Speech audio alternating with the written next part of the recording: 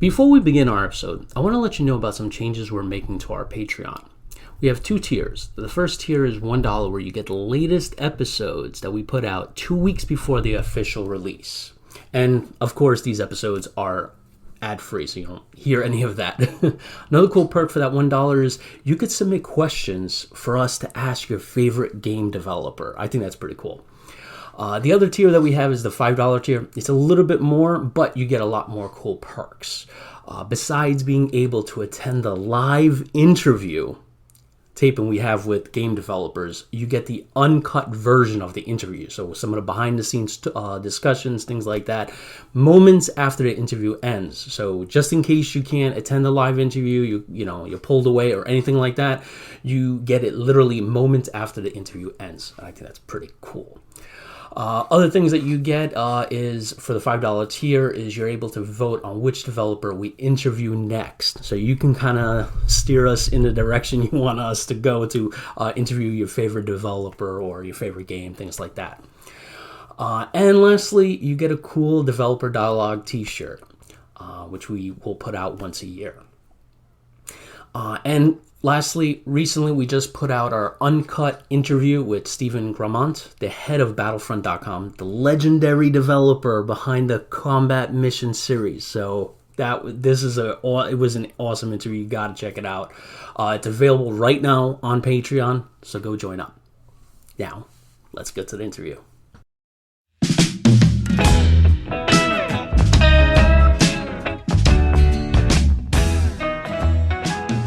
Welcome to Developer Dialogue, a podcast devoted to discussing games with innovative developers. I'm your host, Jean, also known as Strategy Wargamer. Today, in our 20th episode, we are discussing War in the East 2 with Erik Rutins of Matrix Games. Welcome to the show. How are you doing? I'm doing all right, Sean. How are you? Not too bad. Trying to come off getting a little. I was sick for the week, so coming out of it. So this is the best part.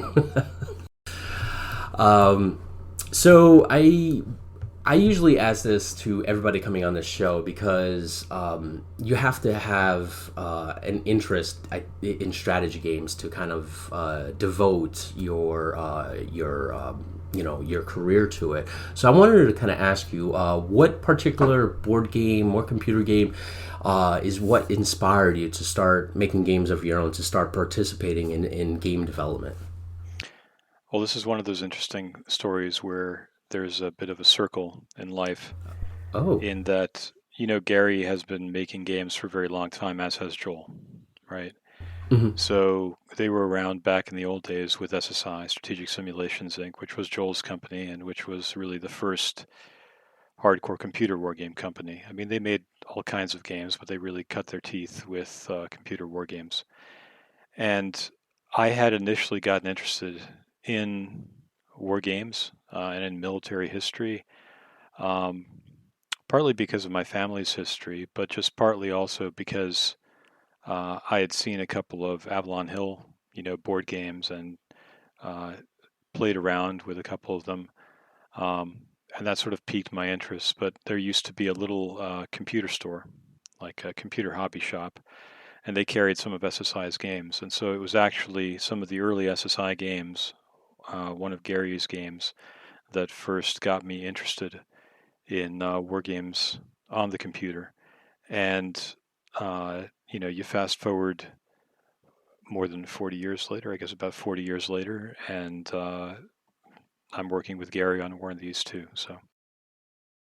Wow. Yeah, I remember those early days when we had when you used to kind of take trips to the game shop and see all those beautiful box art on the shelf, and it's I think that's one of the things that we lost when we got to digital.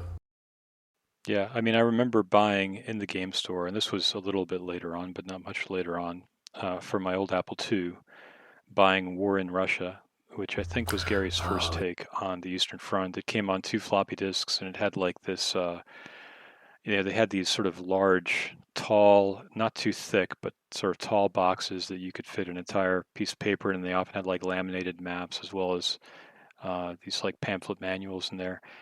And it was like a gray box with a German helmet on it, if I recall correctly.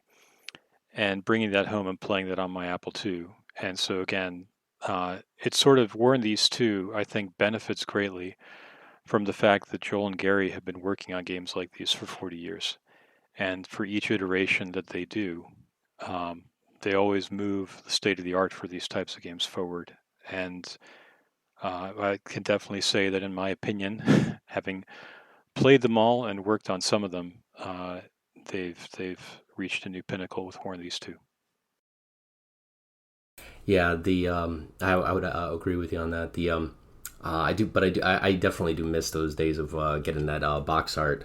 Um, I think um, I think when you guys, I think you guys still do that.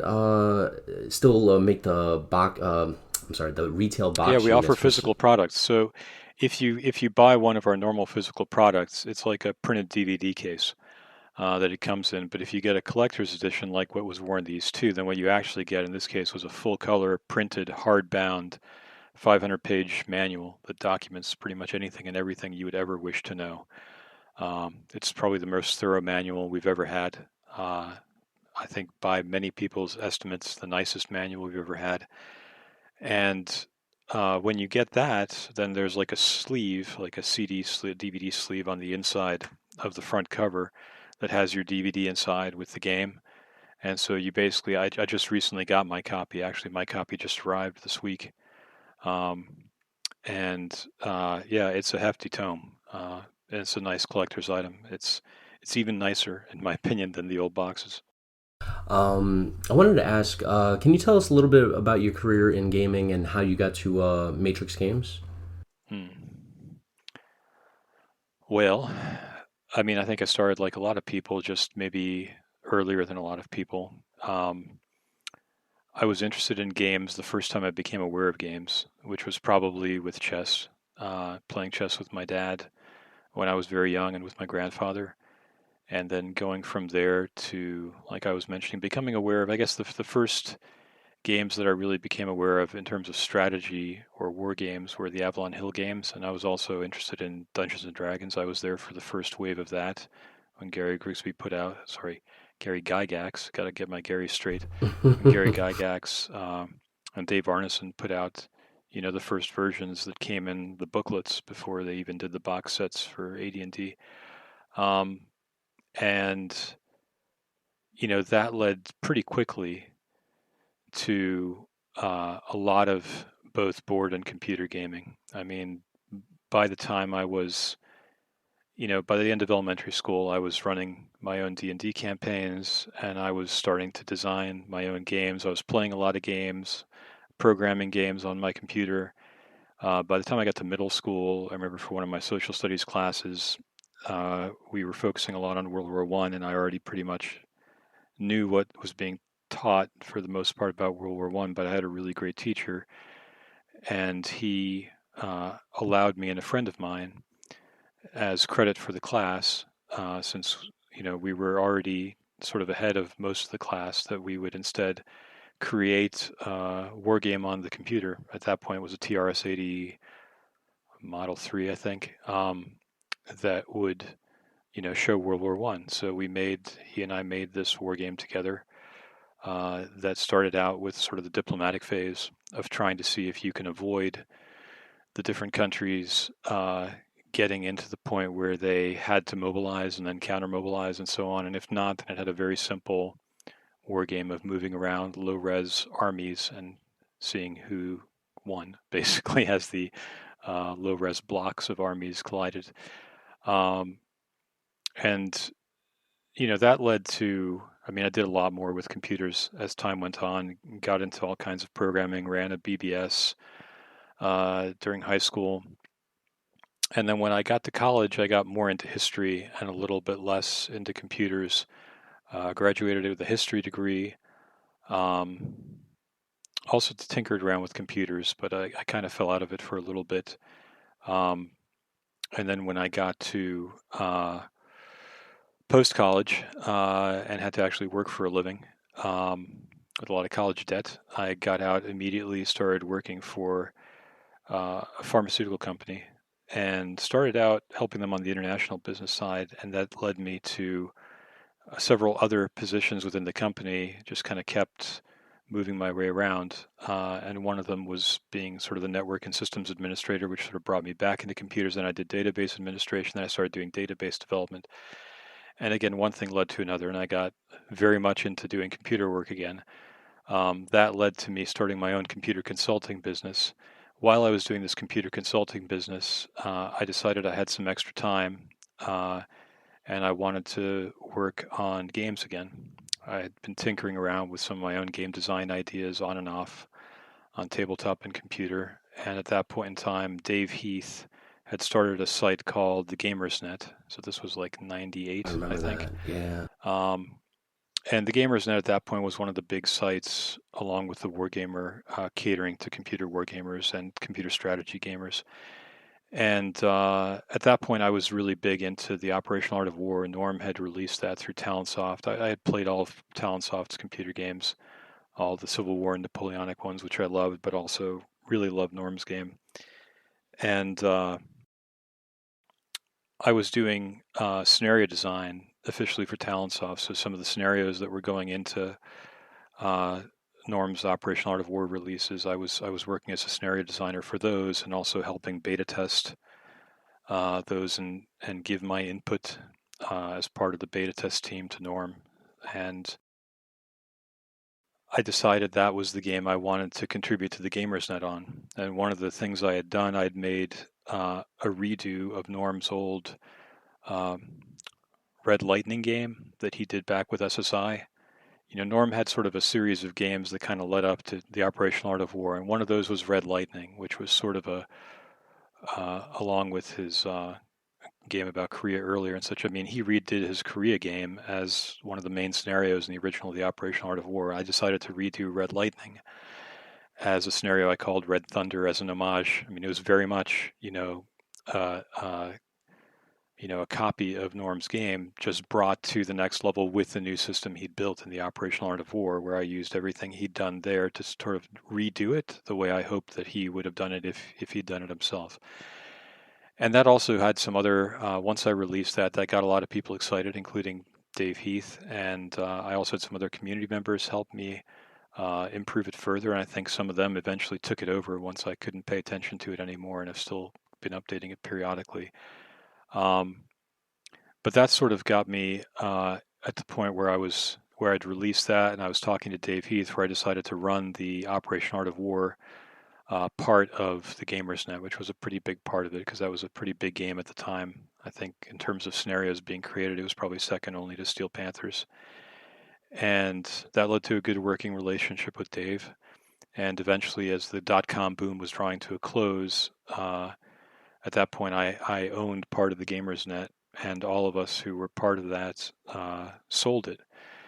That didn't go exactly as we'd planned, because the way that all worked out is the dot-com boom crashed before we actually got the stock that we'd sold it for to iEntertainment. So we didn't really get much money out of that, but we got a little bit, and we sort of all talked and decided that that little bit of money, we should go ahead and make our own computer game company to make the kinds of games we liked. And at that point in time, Talonsoft was, I think at that point, Talonsoft had just recently been sold. And, SSI had gone effectively out of business. They'd been bought out, but they were no longer doing stuff because they were just like someone else's sub brand now. And so there weren't really as many games being made as we would like, of the types we like to play. So I was one of the founders of Matrix Games. Dave Heath and I and three other people. Eventually it ended up, the other three founders fell away first, the other two first, and then Paul Weber was the third, and then it was just Dave and I left. Um, and that's a whole other story, but that's how I got to Matrix Games, was I was one of the founders. Wow. Yeah. I we actually had a chat with David Heath, and it was I think he does lock and load games, I believe now. Yep, he does. So I wanted to ask, can you tell us what your position was during development of War in the East 2, and generally when you guys started development on the game? I mean, I'm the executive producer, along with Joel, which means in our actual terms, I mean, that's just a title, but what does it actually mean in terms of what you do? So I've worked with Joel and Gary to some degree on every game they've released with Matrix since they joined us. The first of which was Uncommon Valor. That was And a great game.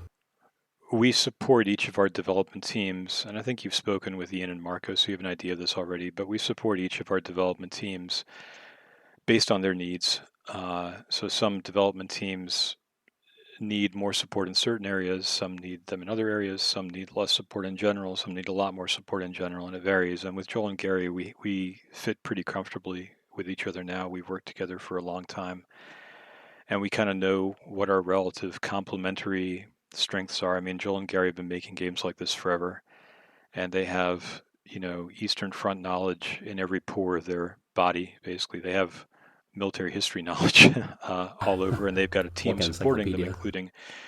including, people like Pavel, who's a fantastic programmer, and like Jim Worth, who's helped support on the uh, historical research side. And I mean, great scenario designers and great manual writer, great testers. There's just been, I think, one of the most important things is just the whole team is incredible that coalesces around these games. And I think Joel and Gary would also say they can't do it alone. And it's the same for me. So I'm basically riding shotgun. I'm providing both oversight from the standpoint of Matrix Slytherin to make sure that if there's any kind of problem or any area where we can help, that it's identified quickly and that we figure out what to do about it quickly. I'm providing, I guess I would call it educated advice, experienced advice, and opinions when it comes to uh, the fact that I've worked on a lot of other games across many of our other development teams. Um, and I can share that experience and what we've seen from those other releases and things we've used that did work or didn't work with Gary and Joel. So I can bring them some of that perspective from the publisher level down to the development team level. And I guess on the other side of it, I'm an old wargamer.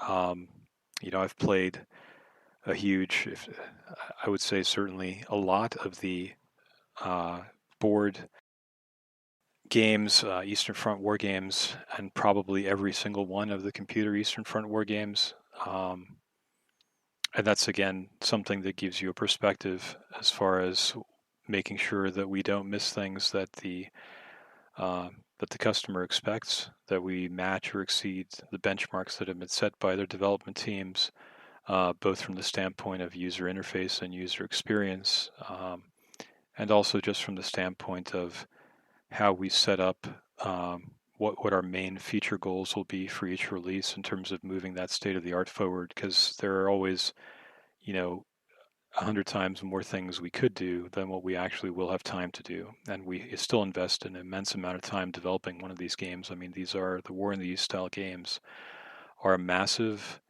many-year development effort. And even just once you've done the work to get all the features in, the testing part of it and the balancing part of it, the part where we make sure that everything's working as it should and that the results are historical and that every one of those subsystems is really part of that uh, meshing together of historical things at each level to get a historical result from the bottom level to the top level takes years.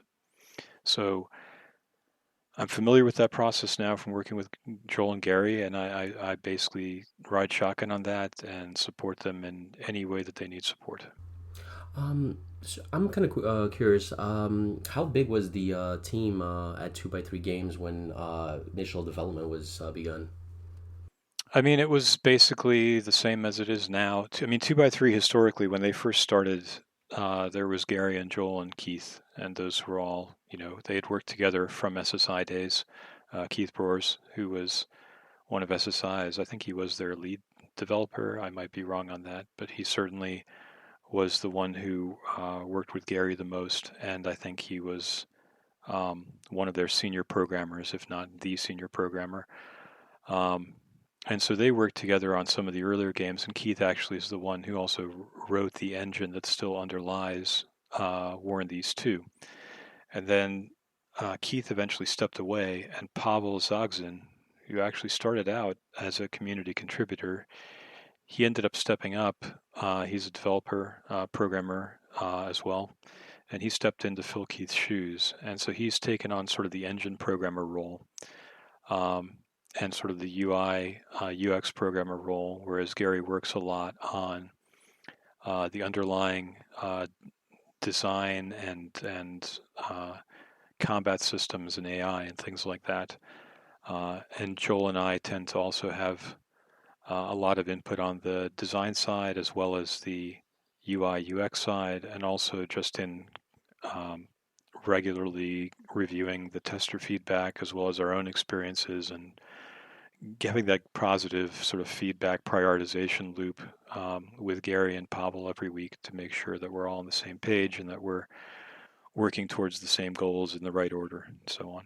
I mean, it's a, underneath it all, it's a pretty standard software development process, if you're working with people who are not all in the same location. So the game is pretty immense. I mean, like you mentioned earlier, I mean the amount of data and the textures, the map, and everything. I was kind of curious. Did you guys have to kind of contract any of the work out? Contract the work out. Well, one thing we often do on our games is we get artists who help us, and we were able to get Mark von Marshall, for example, who was our Matrix staff artist in the past, and still works with us on a contract basis. And he had done the art for War in the East 1, so we got him back to do a lot of the art for War in the East 2, and by that I mean a lot of the UI art. Then we also had some other people working on some of the who were on the team working on some of the I guess you'd call it historical flavor art, things like the unit insignias, the equipment pictures, the pictures of the officers, generals, and things like that. And like I said before, you've got also people like Jim Worth, scenario designers, who are putting in very long hours working on making sure that and we've actually got a couple more people besides Jim working on the historical data side, working on making sure that the database behind it, which is like an encyclopedia of the Eastern Front, I mean, the amount of primary research and the number of, the size of the library that these guys bring to this and consolidate into it, to me, has always made these games in and of themselves a valuable reference, because you not only get all that information from some incredibly knowledgeable people going into there, but then it's all sort of laid out in a visual way for you in the game. And I know a lot of folks have also commented in the past that they'll, pick it up for that reason, um, just as a reference point for all the research that's gone into it. But yeah, we have. I mean, I think the main person who was really a contractor, if you will, uh, was Mark von Marshall, and then Roger Cook, who helped with the manual. Um, and a lot of the others either had existing arrangements with 2x3 or were on the tester side community members.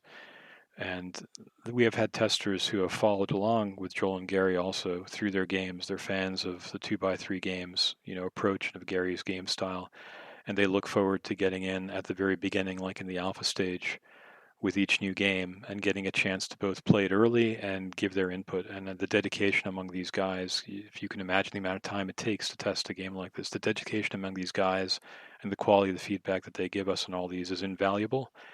And without that level of good alpha and beta testing, it also wouldn't be possible to really, within a reasonable period of time, get these games to release. Kind of piggybacking off what you said earlier in regards to how deep the game is with commanders and units. I was really appreciative that there were I believe all the divisions have like a picture of the commander in there. And and just a quick brief of what each division was, and then I discovered something else, that you guys have an entire Wikipedia system baked into the game. I don't know if this Yeah, was included in the Wikipedia. first game, but this was definitely a nice. No, that's new to War in these two. Yep. Okay, I'm kind of curious. So why? What made you guys think about including it in this one? Honestly, number one reason was feedback from the community and feedback from our testers. Some testers suggested it, and some testers were willing to step up and help uh, if we created the framework for it with filling in some of the information. And so that is something that as soon as we heard the idea, we thought, actually, that's a really great idea. Because again, in the principle of it's an encyclopedia of the Eastern Front, it really makes a lot of sense. There was a similar idea behind the event system that you see now in War and These Two that wasn't in War and These One, where you get that little newspaper in the top left, and it gives you some historical events. It was a goal, again, from the beginning along several of these angles to add more, I guess I would call it again, historical flavor and chrome to the game. So you always had some of the generals. Now you have more generals, you have the unit insignias, you have the unit histories through the Wikipedia, you have the historical events occurring while you're playing that let you know not only things related to the Eastern Front, but what's happening in other parts of the war. And a lot of that just, I think, helps a player who is coming here really for the history, for the historical experience, get more immersed in it and uh, get a better context for it. And I think when you are looking through those Wikipedia entries, you've got a unit that's just done something impressive and you realize, oh, there's an entry on this, and then you see what it did in the real war, and you can kind of follow in its footsteps. And oh, maybe you sent it the same direction, maybe you did something completely different with it. But it's an interesting touchstone, if you will, for again walking in history's footsteps. Yeah, I was really appreciative that that was included because the units that I was moving, I can get kind of like background of where they were and what they did. So that was a really nice thing to see in the game. I wanted to ask, what was like the most challenging aspect of developing this game in the sequel to War in the East, which had so much positive feedback? I mean, I can imagine that you guys had a lot of people had high, like really high expectations with War in the East too. How do you match War in the East one? Yeah, to be honest, it was a bit daunting in that sense, in that we knew War in the East one had been very well received, and we did work on War in the West and released that, and that had improvements over War in the East one. But we also knew that everything we had done with the system, we still hadn't gotten to where we wanted to go, and we still had a lot of things that we wanted to do that we knew would make War in the East one better. But War in the East one also had been, we'd been continuing to support that. And in fact, another community programmer who stepped up, who we gave the source code to allow continued support to happen once Joel and Gary had to move on. He goes by the handle Morvale in the forums, have been continuing to put out free updates for War and the East 1, even up to very recently. So it was very much a living product, which is a hard thing to top when you've got a living product that has had, in effect, 10 years of support and then you're going to give it a sequel. It's definitely a bit of a daunting prospect. When we looked at that, um, there were things that I guess you'd probably get a different answer from every person on the team when you ask what was the most challenging, because I think every area of it was quite challenging, and probably everyone who was working on a specific area felt like that was much harder than that same area in the previous release, because with each one we try to move it forward and set a new benchmark. So I know, for example, from the standpoint of Gary, it's the most complex, involved, longest developed, and most tested AI he's ever made in any game ever. Um, I would say he probably put in at least twice the effort into the War in the East 2 AI as into the AI that was in War in the East 1 and War in the West. Um, a massive effort went into cleaning up a lot of the engine side of things too, in order to make the engine be able to run faster, to handle more data, more units, more hexes, and to be able to process all of it faster because we wanted to give people both an improved AI, which needed to think more, but also better performance from turn to turn. So you had to do both of those things. Um, we also wanted to give people improved map graphics, which again meant we had to both create a new system that handled dynamic per hex maps and make them look better than our first attempt at that in War in the West. And we also had to make sure that didn't blow a hole in our memory footprint, our performance requirements. Um, we had to implement rules for a road system and a single and double rail system and an updated and improved depot system, which didn't exist in War and the East One at all. Um, the whole logistics system was completely redone, and that was a huge amount of effort and a huge testing focus, making sure that we had a much more realistic version of logistics than what made it into War in the East One. And in all these places, what we were looking at was a leap forward, not just a little step forward. And that was, I guess, the thing that gave us confidence in the end. That when we brought all these different parts together, and I haven't mentioned a lot of them, I mean, the air game, what we did with that, the theater boxes, the weather system. I mean, there were so many places that were just redone effectively from the ground up. So while we tried to make it feel comfortable for a War in the East One player and improve the UI UX, under the hood, we had made so many changes that were leaps forward that we felt that as long as we could get through the development and get enough time to test to make sure these all work together well, the players would recognize that even though it still in some ways looks like War in the East One, it's really kind of an entirely new beast and one that is much more historical and does represent a significant step forward from where we started 10 years ago. One thing that I really loved about the game was I love the map. The map is absolutely gorgeous, and I also love the different zoom levels that you guys provide. I wanted to ask you who worked on the map, and because it was so massive, I'm kind of curious how long it took to develop it. Because I don't know how many So hexes that's there actually are. that's a great question, and I actually forgot to mention him earlier when you asked who were our contractors, because really we contracted him for this originally back in the War in the West days. So Jason Petho, who has also worked on the campaign series updates for us with that team, he's a professional cartographer in real life. Oh, Um, and when we had finished War in the East One, and what a lot of the public probably doesn't know was that the map in War in the East One gave us a lot of headaches. It came out looking great, but it was basically one big hand-drawn map. And what we could do with it in terms of the amount of weight it took within the engine to expand it and to improve performance was very limiting. So we really had to go to a per hex map. And when we realized that, and we realized also that we weren't going to just stop at War in the West, that we really wanted to go farther than that, then I approached Jason, and he and I had some good conversations talking about how much work it would be to really create a very accurate map of effectively all of Europe and North Africa, which if you look in War and these two, it's all there.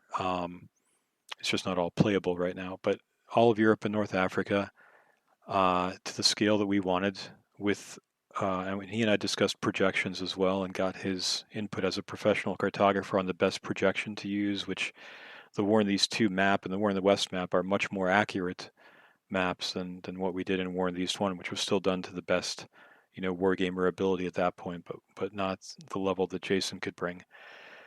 And so Jason worked on that for us, and it was a multi-month project for him, even with all the tools that he had, and that was a significant contract. And Joel and Gary were in support of that from the beginning. That was an investment we basically made back at the beginning of War in the West to say, this map is going to serve us for multiple games. And that when we got to War in these two, then now I have to mention that a community member who is also part of the team goes by the forum name of Red Lancer. He took it upon himself to make sure that, and you might also be familiar with him, he wrote the one-page guides that are quite popular with a lot of folks who are first getting into the game. And he helped out with a lot of the uh, forum explanations and promotions of the game as well. But he's been invaluable as sort of as helping with test coordination, a lot of things internally.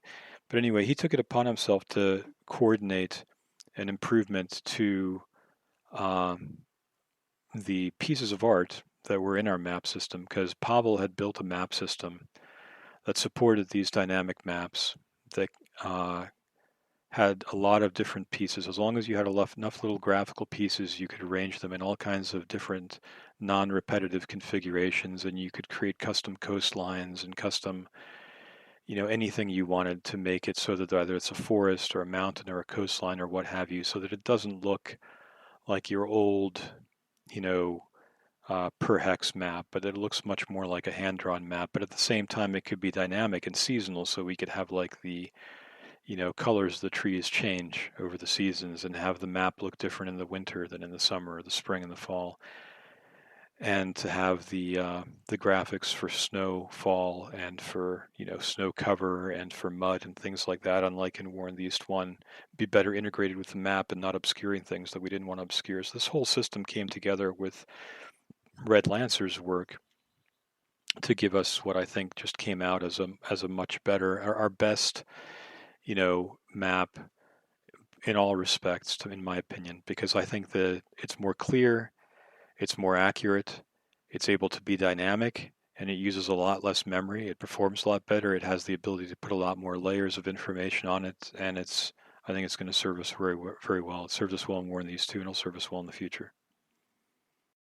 You were mentioning earlier that there was that the new air system was built from scratch and a couple other systems. I was kind of curious, what other were there any pieces or any systems from War in the East One that you guys incorporated into the sequel? Oh, absolutely. I mean, you can't rewrite everything. You got to start somewhere. And so there are parts of War in the East, that remain that worked fine, that there was no reason to replace, and there are parts of War in the West in there as well.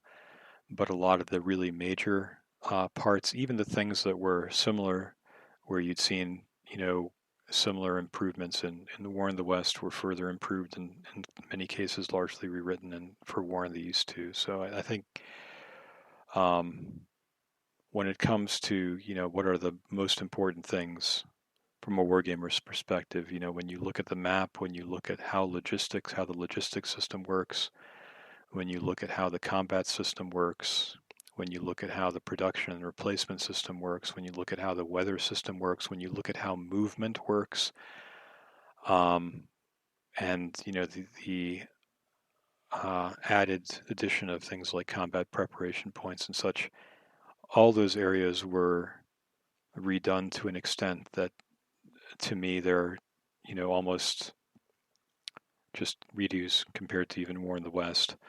But certainly in some cases they're more similar to War in the West than the original War in the East. From War in the East 1, there are massive changes. I mean, again, I can't, the question as far as, from a code standpoint, I'd have to go to Pavel or Gary, but I'm sure there are things in there that we decided best not to mess. It works. Don't break it. It works. Yeah. um, the other question that I had was, so I haven't, I think I played War in the East One, but it must have been a long time ago, so I don't recall it. But one question that I had was, I noticed in War in the East 2, you have an automated logistics as well as an air system Mhm. button. And Yeah. I'm not sure if you guys did this for War in the East One, but is this a brand new system that you guys did, and why did you Yeah, guys? it is. Oh, okay. Well, we made our first attempt at doing something like that in the War in the West, where we realized that. Let me walk you through briefly. So, first up in the logistics system, War in the East One's logistics, I would argue, were simple enough that you didn't really need it. War in the West, the logistics got more complex and realistic, but not to the degree as in War in the East Two. And you probably needed more of it there, but we hadn't yet done it to that same degree. Um, in the air system, War in the East One had also a much simpler air system, but one that was less realistic and prone to exploits. It could be quite easily exploited by people who knew how to do it for an advantage. So we knew that with War in the West and the addition of the Western Front, with strategic bombing and the air war being a much more important part of that, of how that unfolded, that we needed a much better air system. And the first pass at that new, much better air system was in War in the West, and it worked well. Um, and our intent then was that you had these air directives as the sort of easier way to manage things. And if you really wanted, you would go into extreme detail with each directive and set all the settings within the directives. And we had a separate screen of sort of presets where you could sort of let the AI do it, but you sort of guided what your priorities were. And that was our attempt to automate that. But the feedback we got from a lot of players was that a lot of the folks who had enjoyed the simpler, though exploitable system in War in the East 1 and realized it wasn't very realistic, that they found the War in the West system too complex, and therefore they always kind of automated it. But then they didn't really want to automate it when they were playing against another human player because they wanted every advantage they could get, of course. And then they found it just a bit too cumbersome. So we went into War in the East 2 thinking, we don't want to sacrifice any of the realism of our air system. In fact, we want to improve the realism of our air system further if we can. But we really need a better solution for the players who enjoyed the user experience, if you will, the UI of the air system in War in the East 1. So from the beginning, that was actually one of my big pushes, was to say, look, we need to give people the ability to have what's effectively an on-map unit that represents this part of their air force that they can control and that they can issue orders to without even having to go down to the level of setting specific air directives and without having to deal with a rather dry settings screen. So something that gets you engaged with the map and able to visually see where your air force is and how it's doing and what it's doing. And then still allow for a very realistic complex system for those who want to get into it, and also to allow what we ended up calling these air operational groups to be an ease of management or a quality of life improvement for the people who do prefer to do all their air orders themselves, but for whom the AOGs can decrease the micromanagement for the areas where they don't really need to go into all the details, where it can still be sort of a middle layer, if you will, between I'm hands-off and I'm totally hands-on. And I think it worked. We iterated on that a lot. That was a pretty big development task to get that interface working the way we wanted. But it was that drive towards both getting the realism that we didn't have in War in the East 1 and yet getting the same level of interface ease that we had in War in the East 1. One other question that I had that I thought of was, what would you guys do different today if you were starting fresh? Like if starting War in the East to today rather than years ago? Budget another year or two for it beyond what we expected. I mean, these projects always take a little longer than you expect. In terms of what we actually did we take any wrong turns, I guess, is one of the questions for that. I mean, the thing is, with a complex enough game and with game design and some of the parts of it, especially UI being somewhat iterative by nature, if you avoid one wrong turn, you're probably going to make another. So I think you have to plan for some degree of iteration and for the fact that you're not going to get everything perfectly right as you first imagine it, and you have to be flexible about that, both in terms of being willing to take a second look at what you thought you were going to do when you first sat down and sketched out what it was going to be, and also to listen to the feedback from the testers and see what is really working and what you might like, but it really isn't working and it needs adjustment. So I mean, we've been through this enough times that I don't think we made any huge mistakes, but we certainly had some iterations. We certainly had some points where, uh, we put something out to the testing team and we realized, right, we're not there yet. We're probably not even close. We're going to have to iterate on this a few more times, but that's the nature of it. And I don't think that's really avoidable, no matter how many years, you work on this, especially with very complex games that have many, many, many complex interacting systems. So kind of piggybacking off something you mentioned earlier, because we covered War in the East, War in the West, and I know you guys also have War in the Pacific, which is I would say the best Grognard detailed strategy game for the War in the Pacific. I'm kind of curious. Yeah, it's it's a game that you definitely need a lot of time for it to complete it. But I like one thing I love about that game is you can like literally go down to so much detail in that game. And I always feel like with War in the East and War in the West, like if you want the ultimate detail, no holds back experience, that's what these games are for. And I know that whenever I know for the Pacific, that's a favorite theater of mine. That is by far the best experience that I've had for a full Grognard experience. But I was kind of curious with all these different theaters. Is it possible in the future to have like a one worldwide game that encompasses all these different theaters, like a World at Uh, War kind of game? yeah, I was waiting for this question. Yeah, I worked on War in the Pacific too, and I agree with you. It's an awesome game. The best Grognard treatment of the War in the Pacific, in my opinion, still, especially the Admiral's Edition. Um, Oh yeah. so, is it possible? Yes. Um, will we all live to see it? Is another question.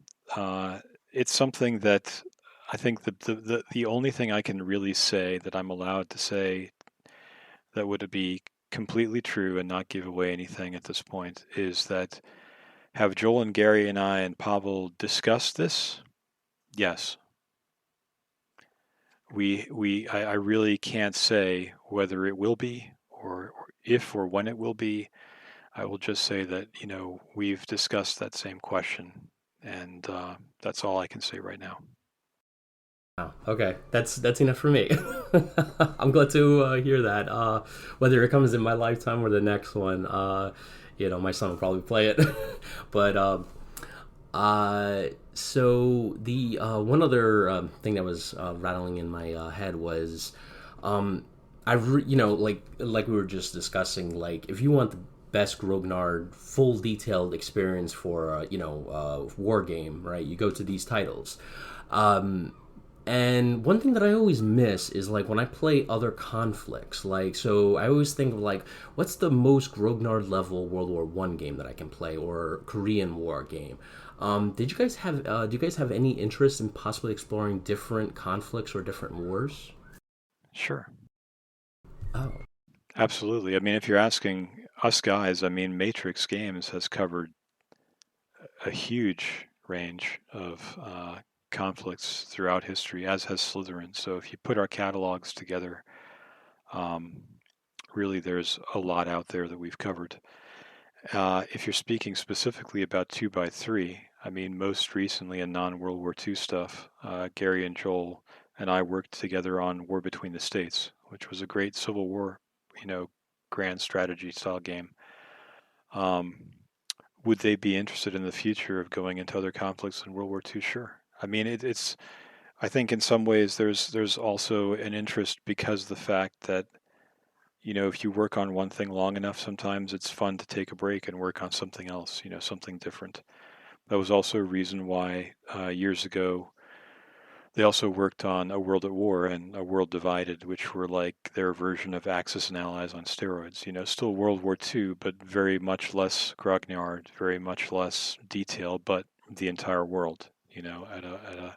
And I still think that's one of the most one of the Axis and Allies style games that gives the most realistic and historical play experience and play balance, even though it's at a higher level, a less detailed level, but encompasses the whole world. And actually, we just released an update for that as a side note that uh, provided higher res support and added in our play by email plus plus system, the same one that War and These Two runs on. So that's been slightly updated recently. We had another programmer, Carl Lean, working with us on that while we were working on War and These Two, just to give that a little bit of a refresh. It's still a classic game, but it's definitely more accessible now than it was because the engine was getting a bit old. But so yeah, I think they would be open to other conflicts in the future. One of the questions that always also comes back to, and it's worth mentioning this to be completely blunt, is that not every conflict obviously has the same market. So World War II is one of the big markets when it comes to military history games, and clearly doing something like a game on the Crimean War would be much less likely except perhaps as a project of pure passion. But it wouldn't be something that you'd probably see as a commercial project. Yeah, I agree. I know World War II is kind of like the main event. But I do. I mean, like that. But sometimes I always get into like different moods where I'm like, watch a documentary on the Korean War, and you're like, wait, I wanted to see if Hmm. if there's something else I can do. Which leads me to Well, kind of my next. I'd still recommend, honestly, if you get the latest version of the Operational Art of War, that has a fantastic, not only the original 1950 Korean War scenario that Norm made, but I also did a scenario for that on a hypothetical Korean War that I think I said in 1999, if I recall correctly, that had more modern units involved in it. Both of those are fun to play through. Yeah, well, when you first mentioned it, I clicked on it in Steam, and I totally I don't know why I missed this. I know it was released a couple years ago, but it didn't like when I was thinking of like a Korean War game. This one didn't pop in my head, but now that Hmm. you mentioned it, I was going through the things, and it has a Vietnam scenario, which is something I definitely want to try out. So I know what my next purchase is going to be. So thank you for that. Yeah, it's basically that system covers the entire 20th century in with pretty good fidelity. So I would definitely recommend it if you haven't tried it. The 6 Days War one too. That's really something I always wanted to play, and I'm glad to see that that's also in this game too. So one other question I had was actually I only have about I think two left. So the first one would be you guys made a few DLCs for War in the East one. Could we expect some for War in the East two? Yeah, we've actually already started work on the scenario designer side. The scenario designers have already moved on to um, work involved in the first DLC. Uh, so obviously, we're still supporting and we'll be fixing any issues in the main release, but adding in new scenarios and, we'll see what else is done to support those scenarios. But yeah, we're definitely doing at least one expansion. Um, And I guess my last question would have to be I know this, I probably know the answer to this, but I always have to ask this because I'm a big Linux and Mac guy. Is it possible in the future that you guys would be looking at different platforms like Linux, Mac, or possibly mobile? So we have done that for other games, but specifically for War and These two, I can say right off the bat that the engine would not be at all friendly to run natively in other operating systems. If in the future they move to a new engine, there's absolutely no reason why we wouldn't be looking for an engine that could at least, run on multiple desktop platforms. I'm not sure from a UI UX standpoint that it would really be ever a good fit for mobile, but a different game perhaps might be something like World Divided maybe. But the mobile market is a different story in general these days too from what it used to be. So I would say probably scratch off mobile. And I have heard that some people have succeeded, whether it's using Parallels or some kind of other VM or knowing how to properly configure, all the things you can do in Wine, that people have gotten it working and are playing it non-natively on Mac and Linux. So I think it's possible. I mean, it's not doing anything particularly complex. It's using, DirectX and standard Windows stuff. I think that's about all my questions. Is there something that I might have missed or that you want to cover? Regarding War and These two, I guess the main thing I would say is going back to your original point, which is if you're interested in the Eastern Front of World War II, if you're interested in basically the biggest land war there ever was, um, don't be scared of War and These two and think that this is maybe not. Well, first off, if you're a Grognard, run and get it. But if you're not a Grognard, but you're sort of you think of yourself as a lighter war gamer or strategy gamer, but you're interested in the history, don't hold off. And the reason I say that is first off, between the improvements to the UI and some of the automation, you can really start at a much simpler level and you don't have to fight the entire Eastern Front. And between the one-page guides and the manual, you can work your way up to that. You can start with much smaller scenarios. And the basic system, I think, as you probably can vouch for as well, Jean. The basic system, the core loop of how do you select a unit, how do you move a unit, how do you fight a unit, and how do we present you with the results in an understandable way. It's really not that hard. And you can pretty quickly get into, being able to run a pretty good war. Now, getting to the point where you can be a good general, where you could say be rated higher than a 5 in our system is going to take longer. There's a bigger learning curve for that to perfect your game, but that's the case in any game. Learning how to play the game and then learning how to play the game well are two different things. And I think just for the reference work, the history that has gone into the game, the encyclopedia, opening it up and seeing laid out before you the entire Eastern Front with all the historical units, their historical generals, all the equipment in each unit, and in many cases an encyclopedia entry that tells you about that unit's history and what it did in the real war, the unit insignias, the equipment art, all that. If you've never actually tried a game with that level of detail, that sort of living encyclopedia of that particular war, it's a pretty wild ride. I think it's going to suck you in, and I think you probably won't look back, and you'll be looking for more games like it. Yeah, the one thing that I really loved about the game was, besides the quick learning curve, just to start moving through the game. I mean, I picked it up in, I would say, 10, 15 minutes, and I was already off to the races. But one thing that really I really appreciated in this game was that you guys don't use artificial numbers. So, like, if I move a division that has 6,000 men and I go into combat, and I take, 2,000 men as a loss, right? They got their 2,000 casualties, and I lost 50 trucks and 2 anti-aircraft guns. Like, those are actual real numbers that I can, like, correlate. Yeah. And I really love that because it's, you can visualize that, if you have, if you're in a massive campaign and you lost 50,000 men in, 3 turns or 4 turns, that hits you rather than, you lost 6 strength points. You're like, well, all right. So. I agree. It's much more immersive, and that's one of the strengths I think that Gary's designs have always had. And you'll see other good war games like Norms, for example, like the Operation Art of War, or like VIX, and where they will give you that extra layer of information. It's not just Chrome. It works really well to add historical flavor, but it also, I think, it's a system that I personally really enjoy. The immersiveness that it adds, and just what you learn about those particular units as you play them. When you've played through a game of War in the East too, you simply know a lot more about the Eastern Front than you did before. And I think we can end it right there. Thank you once again for coming on the show. I really appreciate it. And finding out more information about this game that's going to be that's the successor to the legendary one. So this one's going to take the legendary title on its own. And I look forward to what releases you guys have in the future, and can't wait. All right. Thanks very much, Sean. It was nice to be with you.